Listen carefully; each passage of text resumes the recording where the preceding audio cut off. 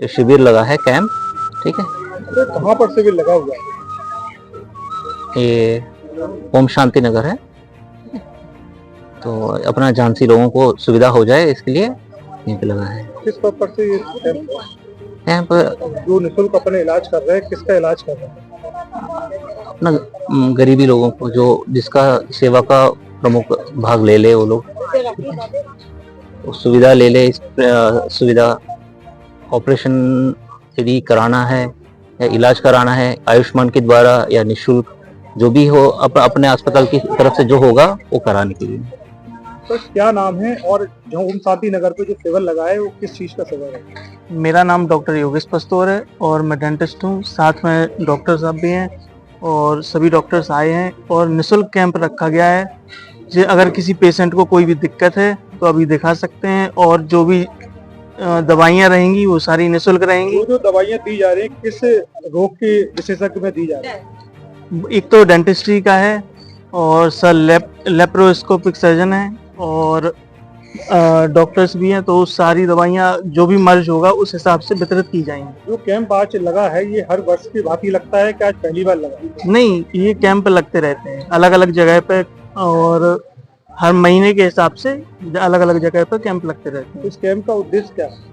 Camp का उद्देश्य यही है कि लोगों को सुविधाएं मिलें और दवाइयाँ, जिनको कोई दिक्कत है तो निःशुल्क दवाइयाँ दी जाएं और जिनको लगता है कि किसी चीज़ की ज़रूरत है तो निःशुल्क आयुष्मान के द्वारा इसका निःशुल्क इलाज भी किया जाता है। जैसा कि आयुष्मान जी को लेकर कहा है, बहुत सारी भ्रांतियां हैं।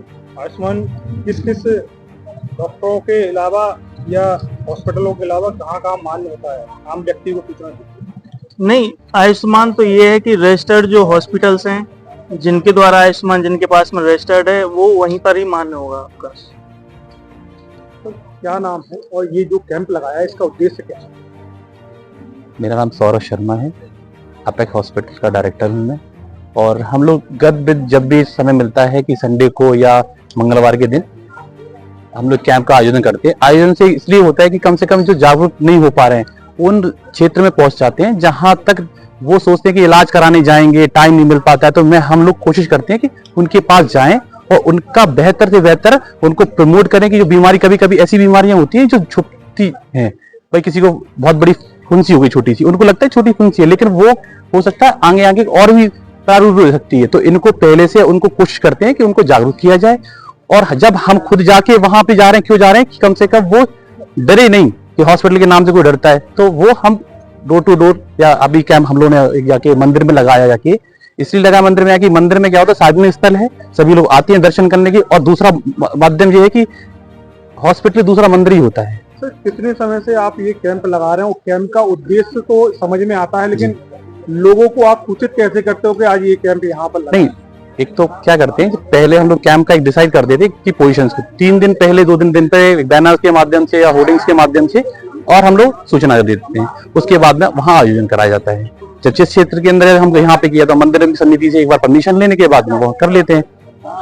तो स्वास्थ्य को लेके आज कहा जाए, जो 40 की एज व्यक्ति की बढ़ती है, मेल हो या फीमेल हो, तो उनको अपने केयर किस तरीके से करना चाहिए? सबसे पहले मौसम जो चेंज होता है, मौसम जब परिवर्तित होता है उसका ही ध्यान रखा जाता है। बीमारियां बढ़ती कहाँ से है? मौसम को लेके।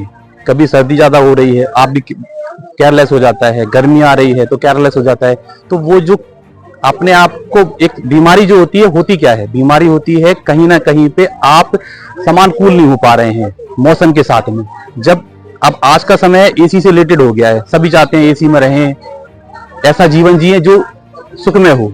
उस सुख में कभी कभी नुकसानदायक हो जाता है, आपकी देर रात सोना है, सुबह देर से उठना है, तो वो सब चीजें ही कारण है इसका। तो एक क्वेश्चन और है, जैसा कि आज मोबाइल में छोटे नवजात बच्चे से लेके 10 साल के बच्चे जो बिगैर मोबाइल को अपना जीवन बना लिए, बिगैर मोबाइल के, उसके लिए क्या मैसेज होगा?